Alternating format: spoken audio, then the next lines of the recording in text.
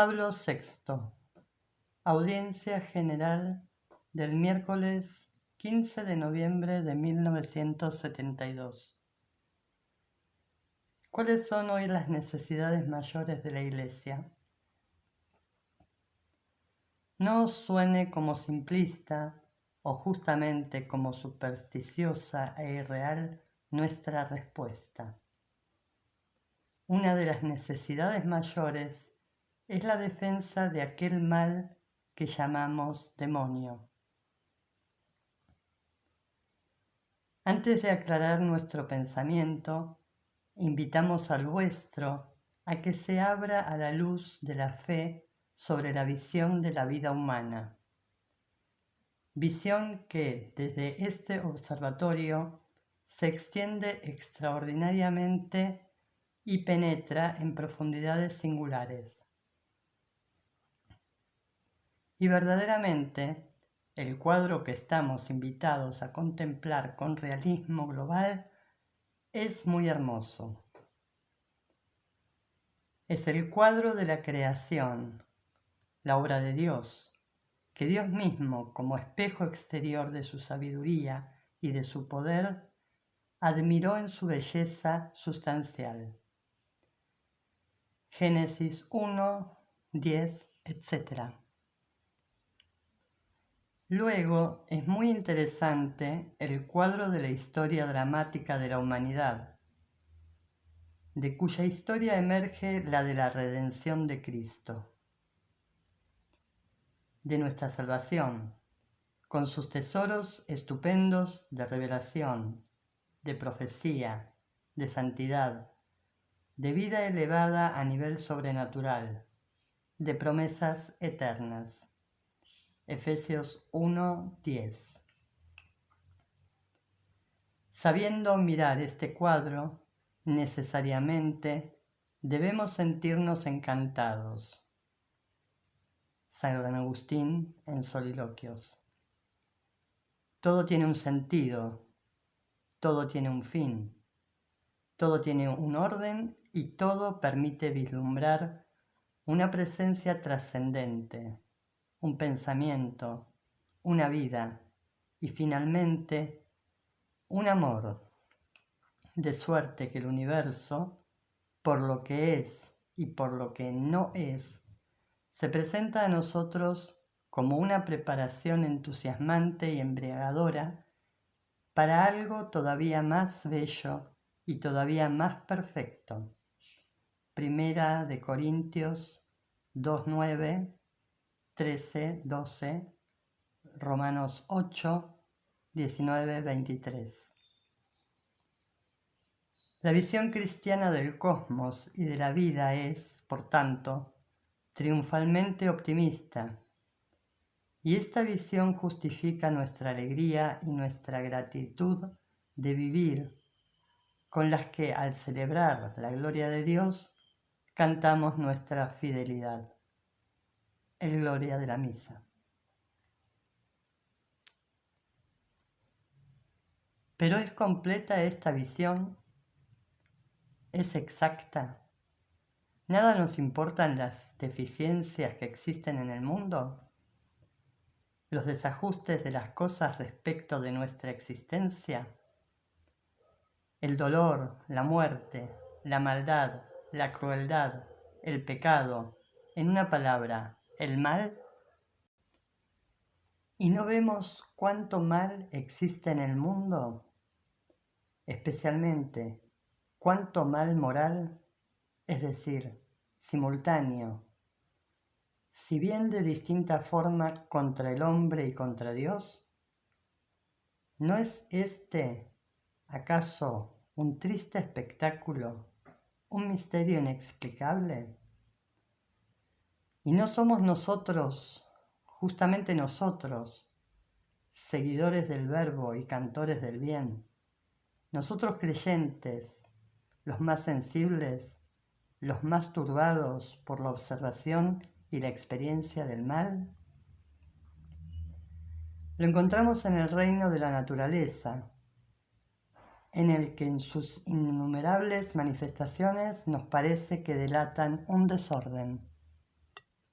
Después, lo encontramos en el ámbito humano, donde hallamos la debilidad, la fragilidad, el dolor, la muerte y algo peor, una doble ley opuesta, una que desearía el bien y otra, en cambio, orientada al mal. Tormento que San Pablo pone en humillante evidencia para demostrar la necesidad y la suerte de una gracia salvadora, es decir, de la salvación traída por Cristo. Romanos 7. Ya el poeta pagano había denunciado este conflicto interior en el corazón mismo del hombre. Video meliora provoque deteriora sequor. Ovidio, Met 7:19. Encontramos el pecado, perversión de la libertad humana y causa profunda de la muerte, porque es separación de Dios, fuente de la vida. Romanos 5:12. Y además, a su vez, ocasión y efecto de una intervención en nosotros y en el mundo de un agente oscuro y enemigo, el demonio. El mal no es solamente una deficiencia, sino una eficiencia, un ser vivo, espiritual, pervertido y perversor. Terrible realidad, misteriosa y pavorosa. Se sale del cuadro de la enseñanza bíblica y eclesiástica quien se niega a reconocer su existencia, o bien quien hace de ella un principio que existe por sí y que no tiene, como cualquier otra criatura, su origen en Dios, o bien la explica como una pseudo-realidad, una personificación conceptual y fantástica de las causas desconocidas de nuestras desgracias. El problema del mal, visto en su complejidad y en su absurdidad respecto de nuestra racionalidad unilateral, se hace obsesionante. Constituye la más fuerte dificultad para nuestra comprensión religiosa del cosmos. No sin razón sufrió por ello durante años San Agustín. Quaerevam unde malum et non erat exitus. Buscaba de dónde procedía el mal y no encontraba explicación. Confesiones 7, 5, 7, 11, etc. PL 22, 736, 739. He aquí, pues, la importancia que adquiere el conocimiento del mal para nuestra justa concepción cristiana del mundo, de la vida, de la salvación. Primero, en el desarrollo de la historia evangélica. ¿Quién no recuerda, al principio de su vida pública, la página densísima de significados de la triple tentación de Cristo? Y después, en los múltiples episodios evangélicos en los cuales el demonio se cruza en el camino del Señor y figura en sus enseñanzas. Mateos 12, 43. Y cómo no recordar que Cristo, refiriéndose al demonio en 3 ocasiones como su adversario, lo denomina príncipe de este mundo. Juan 12:31, 14:30, 16:11. Y la incumbencia de esta nefasta presencia está señalada en muchísimos pasajes del Nuevo Testamento.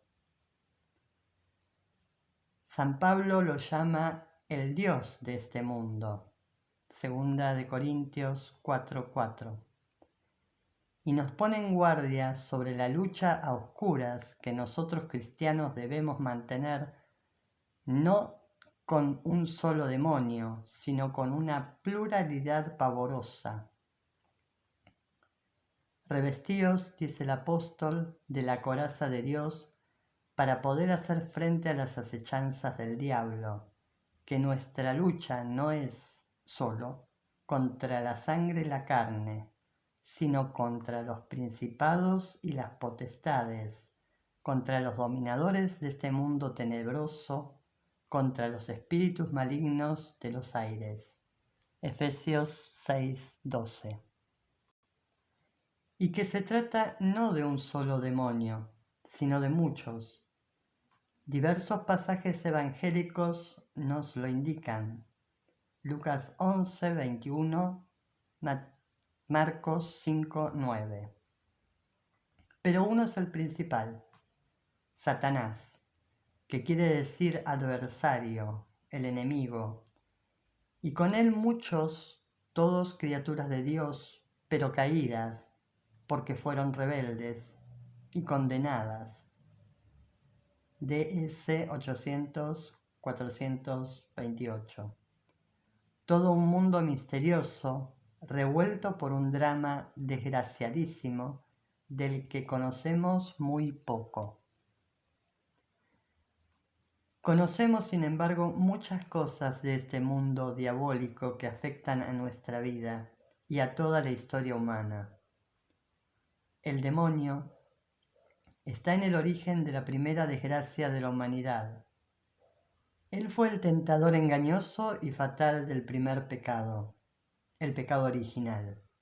Génesis 3, Sabiduría 1:24. Por aquella caída de Adán, el demonio adquirió un cierto dominio sobre el hombre, del que sólo la redención de Cristo nos pudo liberar. Es una historia que sigue todavía.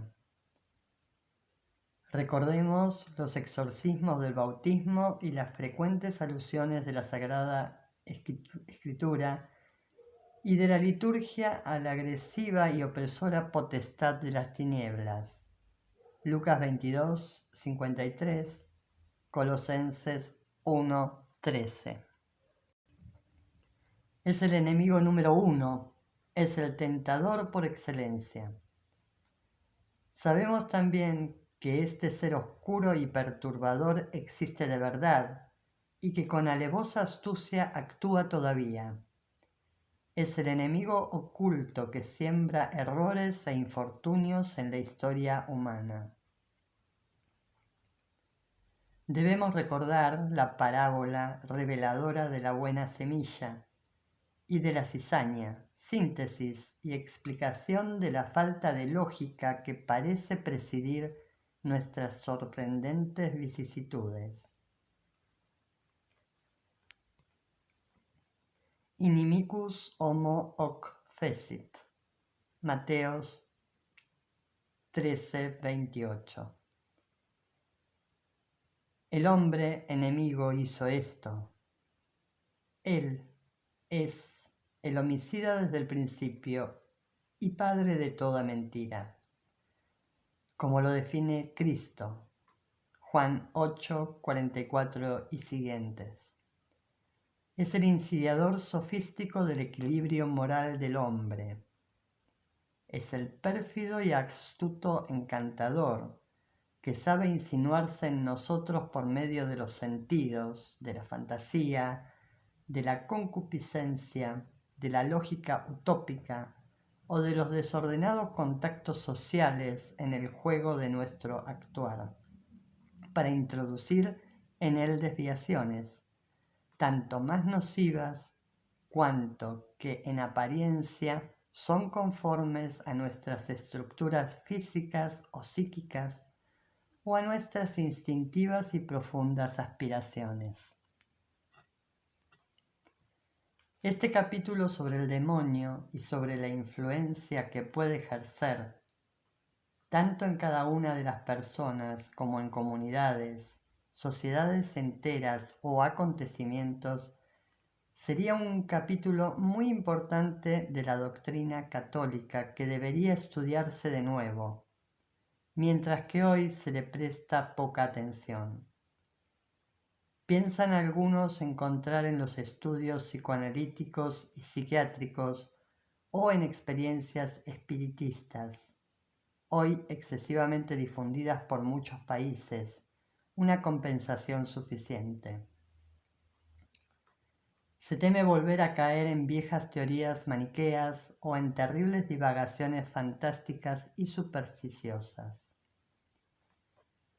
Hoy prefieren algunos mostrarse valientes y libres de prejuicios, tomar actitudes positivistas, prestando luego fe a tantas gratuitas supersticiones mágicas o populares, o peor aún, abrir la propia alma bautizada, visitada tantas veces por la presencia eucarística y habitada por el Espíritu Santo, a las experiencias libertinas de los sentidos, a aquellas otras deletéreas de los estupefacientes, como igualmente a las seducciones ideológicas de los errores de moda, fisuras estas a través de las cuales puede penetrar fácilmente el maligno y alterar la mentalidad humana.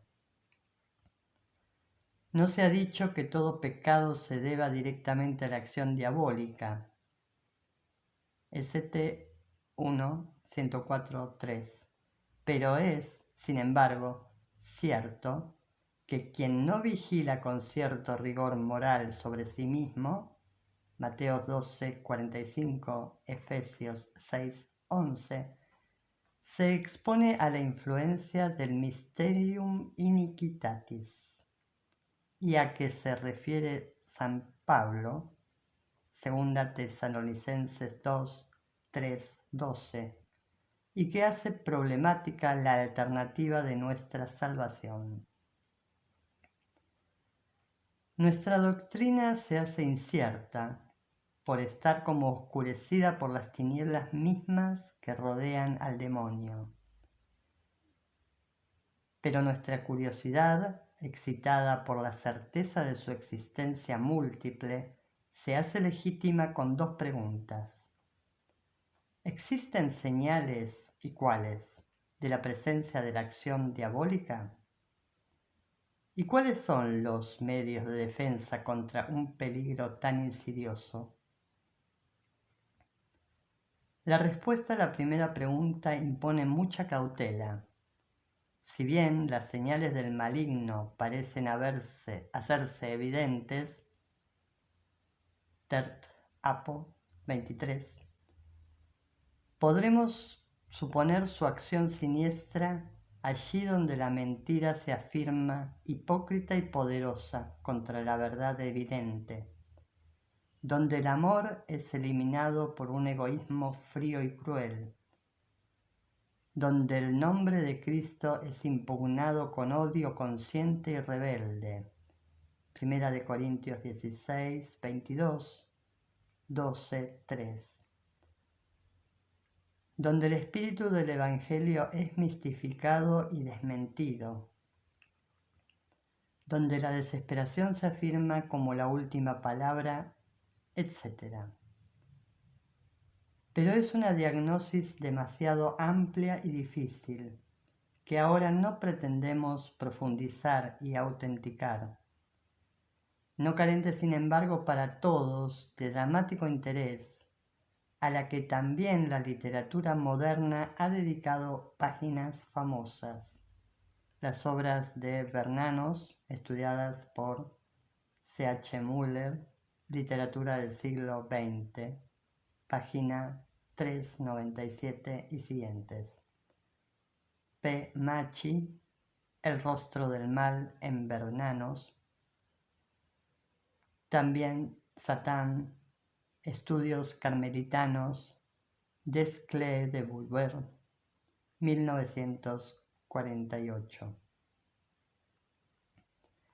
El problema del mal sigue siendo uno de los mayores y permanentes problemas para el espíritu humano, incluso tras la victoriosa respuesta que da el mismo Jesucristo. Sabemos, escribe el evangelista San Juan, que somos nacidos de Dios, y que todo el mundo está puesto bajo el maligno. 1 Juan 5:19. A la otra pregunta sobre qué defensa, qué remedio oponer a la acción del demonio, la respuesta es más fácil de formular, si bien sigue difícil actualizarla. Podremos decir que todo lo que nos defienda del pecado nos defiende por ello mismo del enemigo invisible. La gracia es la defensa decisiva. La inocencia adquiere un aspecto de fortaleza. Y asimismo, cada uno recuerda hasta qué punto la pedagogía apostólica ha simbolizado en la armadura de un soldado las virtudes que pueden hacer invulnerable al cristiano. Romanos 13, 12, Efesios 5, 11, Primera de Tesalonicenses 5, 8. El cristiano debe ser militante, debe ser vigilante y fuerte. Primera de Pedro 5, 8. Y debe a veces recurrir a algún ejercicio ascético especial para alejar ciertas incursiones diabólicas. Jesús lo enseña indicando el remedio en la oración y en el ayuno. Marcos 9, 29. Y el apóstol sugiere la línea maestra a seguir. No os dejéis vencer por el mal, sino venced al mal con el bien. Romanos 12, 21, Mateos 13, 29. Con el conocimiento por ello, de las presentes adversidades en que se encuentran hoy las almas, la Iglesia y el mundo, trataremos de dar sentido y eficacia a la acostumbrada invocación de nuestra oración principal. Padre nuestro, líbranos del mal. Que a todo esto nos ayude también nuestra bendición apostólica.